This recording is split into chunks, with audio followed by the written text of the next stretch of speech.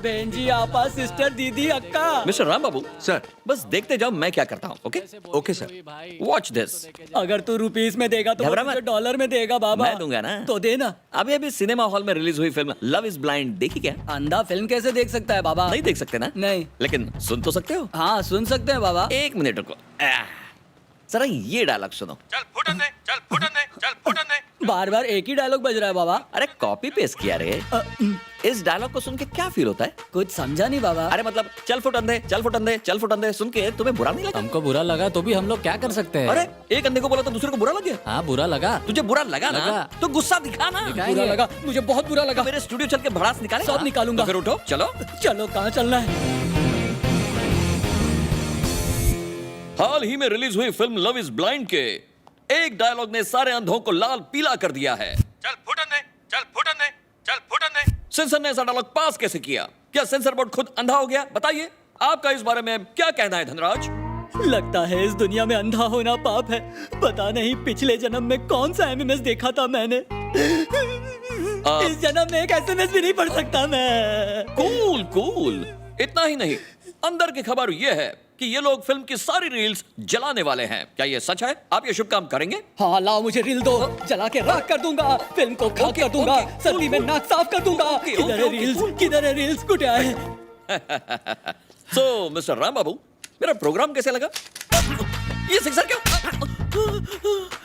बाहर का कचरा उठाकर कोई घर में लाता है क्या? तुम तो टीवी पर लेकर आ गए, यानी कि हर घर में लेकर आ गए। अगर अगली बार ऐसा कोई प्रोग्राम किया ना तो मैं ट्राइप पर उठा के भेलपुरी निकाल।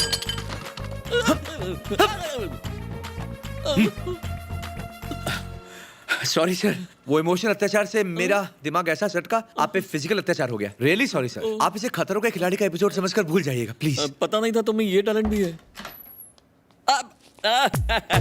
मिस्टर राम बाबू, वेरी टैलेंटेड बॉय। तुम्हारी ट्रेनिंग पूरी हो गई, अब तुम ड्यूटी ज्वाइन कर सकते हो। क्या सर, अभी तो आधा दिन भी पूरा नहीं हुआ। अरे ये बच्चा इतना तेज जो है, पहले से ट्रेंड है, काम पे लगा दो। इतनी तारीफ से तो इसका भाव बढ़ जाएगा। ठीक से ट्रेनिंग तो दे दो। काहे की ट्रेनिंग? ये तो इसी लाइन के लिए बना है। राम बाबू सर, अगर कभी बात करने का मन करे तो इसी तरह अकेले में आना। Okay sir, sure. पब्लिक के सामने बिल्कुल नो नो। बिल्कुल भी। ओके जी। मतलब समझ गए ना? Sure. God bless you my child. जी। इसको ले जाओ गंगा।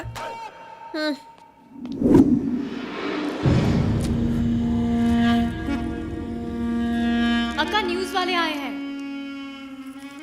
अंदर भेज दे।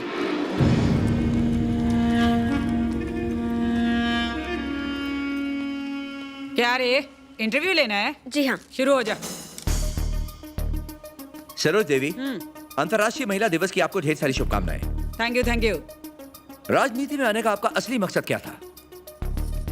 जमाने जमाने से, युगों युगों से मर्द औरत को पैर की जुत्ती समझता है। मैं उन मर्दों के खिलाफ लड़ रही हूँ। लेकिन लोगों का मानना तो ये है कि आप ये ढोंग एमएलए के टिकट के लिए कर रही हैं। बगावत क्रांति को रोक नहीं सकती। एक दिन औरतें सारी बंदिशें तोड़ के पूरी दुनिया पे राज करेंगी। इतिहास गवाह है, कई राजघराने औरतों की वजह से लुटे। इस बारे में आप क्या कहेंगे? बकवास है, ये सब मैं नहीं मानती। मर्दों ने इतिहास बदल दिया होगा। लेकिन आज तो औरतों को काफी अहमियत दी जाती है। इतनी नहीं कि औरत मर्द को अपने पैर की जूती बना सके। मर्दों से इतनी नफरत है तो अपने पति से तलाक ले लो। आइला, तलाक लूंगी तो बच्चों का क्या होगा? उन्हें सुबह स्कूल कौन लेके जाएगा? परिवार का क्या होगा? कमा के 2 वक्त की रोटी कौन खिलाएगा? घर का खर्चा कौन चलाएगा? इसका मतलब मर्द की जरूरत है। बिल्कुल है, लेकिन उसको नौकर की तरह रखने का। मर्द वही काम का है जो औरत के कंट्रोल में रहे। इतिहास देखें तो औरतें ही औरतों की दुश्मन रही हैं। आपका क्या ख्याल है? जा रे, हमेशा इतिहास की धोती पकड़ के झूलते रहते हो। तब मेरे जैसी औरत नहीं थी ना, इसलिए मर्द औरत पर अत्याचार करते थे। मैं होती ना, उन सालों का टेटवा दबा देती। जब जब आपने मुंह खोला है तब तब आपने गंद फैलाया है, ऐसा लोगों का कहना है। आप क्या कहेंगी? जिस गधे ने ये कहा है ना, उसे मेरे पास लेके आओ, अकल ठिकाने लगा दूंगी।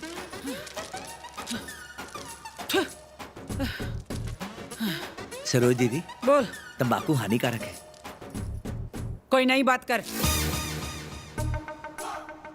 आपके पति इसके खाने से खुश हैं? ये तंबाकू? अगर खुश नहीं हुआ ना तो उसे छोड़ दूंगी। हाँ।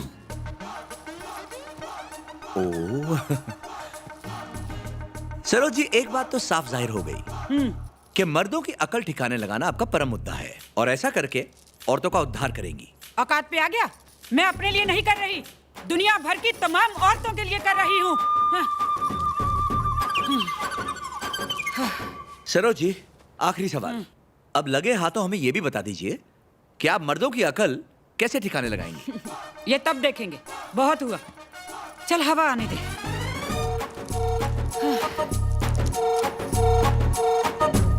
गुटखा और तंबाकू खाना सेहत के लिए हानिकारक है, हम सब जानते हैं। सरोज दीदी, औरतें आदमियों से बढ़कर हैं, ऐसा इनका मानना है। जो आदमी औरत की नहीं सुनता उसे जीने का कोई हक नहीं होता। रिपोर्टर राम बाबू, न्यूज चैनल। ये क्या? सिर्फ अपना नाम ही बोला, मेरा नाम नहीं पता? नहीं पता? पता है ना? तो फिर से बोलो। हाँ, बोलता हूँ। कैमरामैन गंगा के साथ राम बाबू। आपका चेहरा तो कमाल है सर, कितना तेज है, रियली अमेजिंग। आपकी ट्रेनिंग को तो मान गई sir. Thank you sir, you really change my life. मन करता है कि दिन में कम से कम एक बार मिलकर आपकी पूजा जरूर करूं।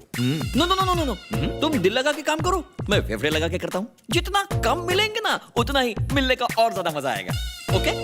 मुझे लग रहा है मुझे बाथरूम आ रही है, प्लीज मेरे चेले को ले जाओ। Okay sir. ओ, जाओ जाओ।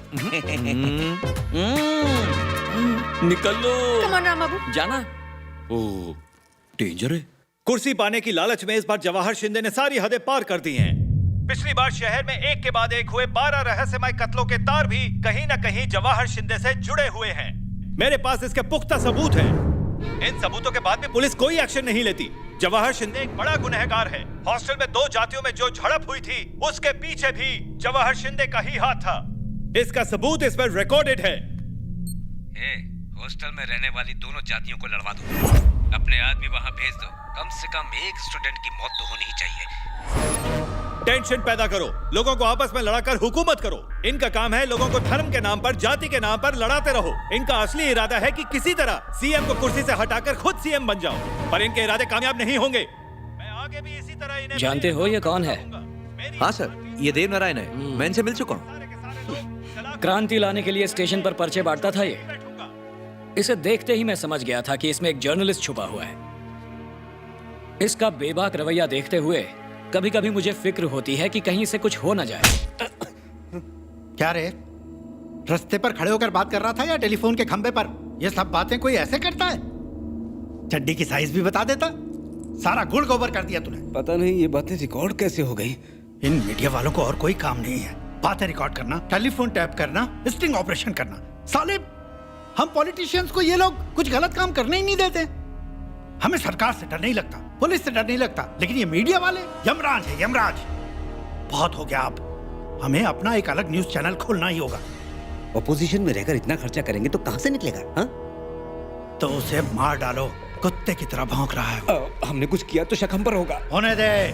हर जर्नलिस्ट को पता होना चाहिए कि हम पर उंगली उठाने की सजा क्या हो सकती है। मेरा बेटा कहाँ है? आगे का काम वो संभालेगा।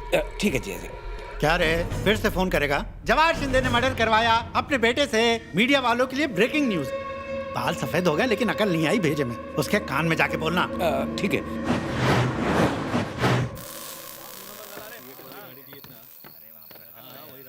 राम बाबू ऊपर है? ऊपर मतलब अंदर है। तुम सब अब तक यहाँ क्या कर रहे हो? जाओ अपने घर। घर में ही तो है। राम बाबू, क्या बना रहे हो? ऑमलेट बना रहा हूँ। तुम इस वक्त यहाँ कैसे आ गई? भूख लग रही थी इसलिए बस आ गई खाने के लिए। तुम्हें खाना बनाना आता है? हाँ, आता तो है, लेकिन सिर्फ एक ही आदमी के लिए। राम बाबू, फ्रिज में बियर नहीं है। ये क्या हो गया? अरे हाँ, रखी ही नहीं थी। मेहमान के लिए नहीं सोचते हो क्या? एक मंगवा लो मेरे लिए। तुम क्या बियर पियोगी? पहले सुनाई नहीं दिया क्या? मंगवाओ ना। हाँ, छोटी बोतल या खंबा?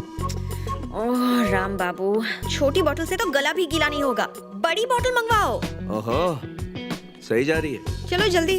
ओ मामा, लड़के को भेज दिया है। तुम्हारे भी कान खड़े हो गए। सही है, ठंडी भिजवाना। तुम्हारी किस्मत अच्छी है कि तुम मुझ जैसे सीनियर के साथ शाम बिता रहे हो। ऐसे मौके हर किसी को नहीं मिलते। राम बाबू, हाँ जी? मुझे तुम पे बहुत गर्व है यार। तुम तो आते ही छा गए। तुम मेरे प्रोडक्ट जो हो। आज कोई ड्यूटी वूटी नहीं, कोई सीनियर जूनियर नहीं, no tension, feel free, okay? Free हो जाते हैं। ऑमलेट थोड़ा चटपटा बनाना, हाँ? ओहो, तो आप चटपटे की शौकीन हैं? चटपटा तो हम भी नहीं छोड़ते। राम बाबू, गंगाबाई, अब तक तुमने कितनी लड़कियों को अपना दिल दिया है? आपको मिला के एक को भी नहीं। हाँ, तुम्हें लगता है कि तुम मेरे प्यार में कभी पागल हो सकते हो? मैं पागल थोड़ी हूँ जो तुम्हारे प्यार में पागल हूँ। ऐसा क्यों कह रहे हो यार? मैं सुंदर नहीं हूँ क्या? गंगाबाई, बात सुंदरता की नहीं है, तुम्हें ना हल्की सी मर्दानगी है, गंगाराम की तरह।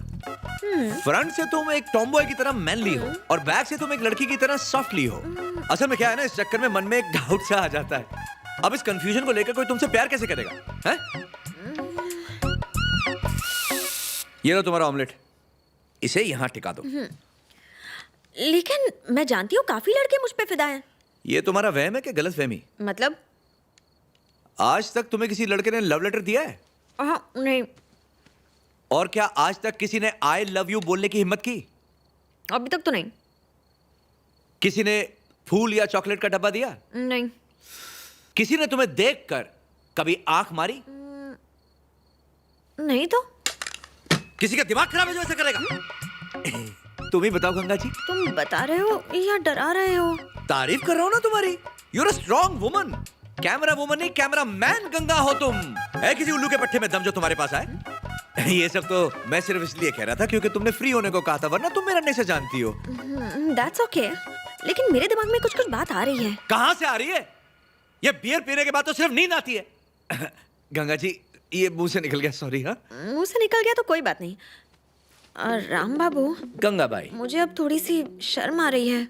मैं इसी की तो बात कर रहा था। शर्म बहुत जरूरी है, शर्म ही तो लड़की का कहना है। वही तो तुम्हें गंगाराम से गंगाबाई बनाएगी। जब करोगी शर्म तब खिलेंगे करम। अंदर कौन कौन है? कैमरामैन गंगा और अपनी राम बाबू।